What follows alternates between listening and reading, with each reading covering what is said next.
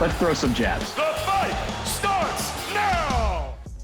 All right, Sergio, last month, Ryan Garcia made it clear he has no interest in an interim fight before a planned date against Gervonta Davis in April, but some things have changed since then. Gervonta not only has a trial in the Baltimore area for a hit and run, he was arrested last week on charges of domestic violence. The accuser involved in that arrest has since recanted her original account. So, Sergio, should Ryan Garcia, with everything going on, reconsider his decision not to take an interim fight? No, he shouldn't. I think he should stick to his guns, and he should go straight into the Tank Davis fight, because you can't tell a fighter how to think, how to feel, and how to fight. Ryan Garcia is adamant that he can beat Tank Davis. He's been calling him out for a long time already, and now with so many things going on in Tank's personal life, that's going to interfere with his training. That's going to interfere to how he sees this fight. That's going to interfere and maybe get Tank overconfident. These are all things that deal in a wrong way with a fighter. So yes, I think Ryan Garcia should go straight into Tank, keep getting into his head, keep saying things out, keep tweeting things, keep posting your stuff on social media. As long as you're in the gym training and focusing on one man, and that's that sledgehammer left hand of Tank, then I think Garcia is going to be just fine. His last fight was versus a southpaw in Javier Fortuna. That was in July. So if they fight in April, it's not even going to be a year of inactivity. I think with his youth and his speed and his confidence, he's going to be just fine, Mannix. Yeah, if you were to tell me it is 100% sure that at some point in April, Garcia was going to get a fight with Tank Davis, I would say absolutely, this is fine. Stay locked in, stay in the gym, have an extended training camp, and prepare just for one fighter.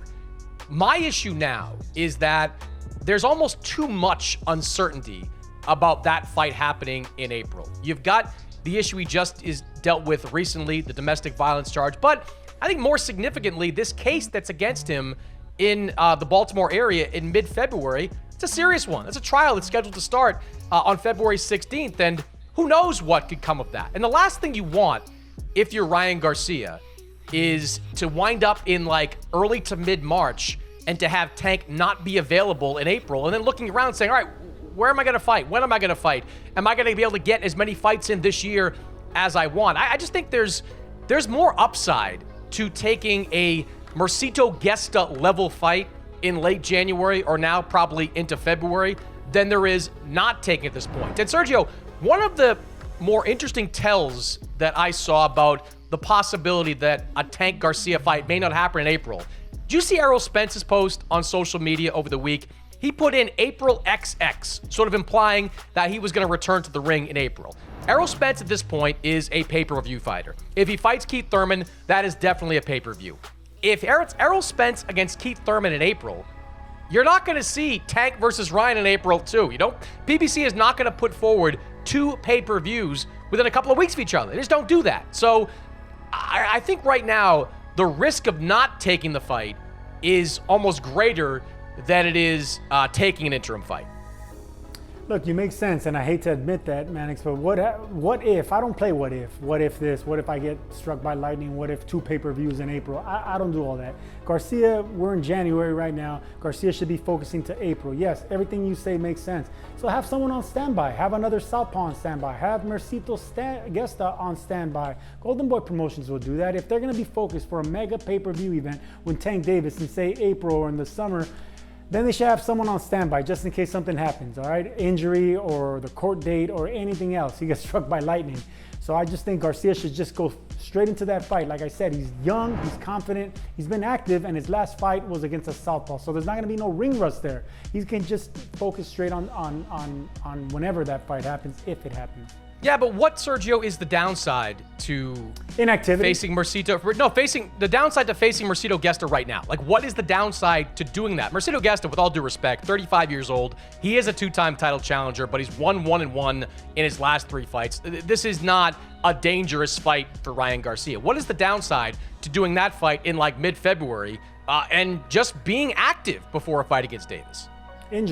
Injury that postpones this 6 months or But can't, or Sergio, year. can't injuries A happen in broken sparring? hand, Can't they happen hand. in like, but that stuff happens all the time in sparring. I mean, how many times have you been hurt more in sparring and training than you were hurt in the ring? plenty of times, and every fighter has. But whenever you have a mega fight, you got to think a little bit differently. I mean, you gotta kind of you don't change your sparring, you don't change everything else because you're gonna work even harder. But you know, you hope you don't get injured, and you just have a different mentality. You know, whenever you're giving it 100%, nothing really happens. It's when you're worried about getting injured, you're worried about that rib, you're worried about, you know, a little injury in your right hand, then you don't throw it in camp. That's when you start playing mind games with yourself. So, you know, we're not Ryan Garcia. We can't put ourselves in his shoes. He's going to be just fine. He believes in himself. He doesn't need nobody. He doesn't need us to believe in him. He believes in himself. So he thinks he can be inactive all the way to April or June or July. He's going to be just fine. Believe me.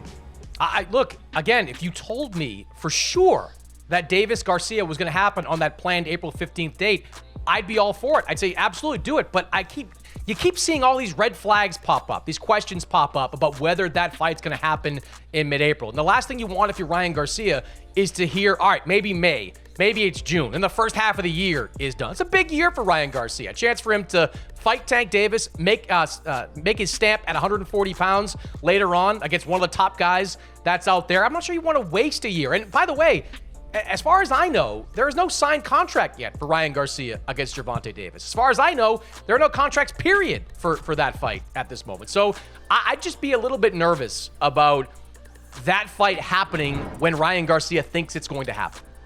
Yeah, nervous, walking a fine line. What if? These are all things that are in boxing. Flip I mean, a coin. Sergio, how many times have you times have you thought you were getting a fight on date X and it didn't happen? I bet a bunch of times. A lot of times, and several times I got injured in camp. Several times I should have canceled. Several times this. Every what if that can happen does happen when you start concentrating and focus your energy on that. It's better to just go in there against a monster and have all your channel all your energy, your fear, your all your thoughts are to that date and that man. Now, if something goes awry, then you have someone on standby. He's a big enough name to have someone on standby. It's the guys that are on the undercard level, the co-main events, the guys that don't have the name. Those are the guys that lose out on a payday, a big fight, because they don't have the promotional pool to have a plan B in the background. Ryan Garcia does. So have Mercito Gesta on standby, have another southpaw on standby, any short southpaw, but channel your attention and your focus, your energy and your hunger on one man, Tank Davis. It's like what you did when you channeled your energy, your focus, your hunger on Jermaine Taylor for the undisputed middleweight. Oh, no. Should have done it.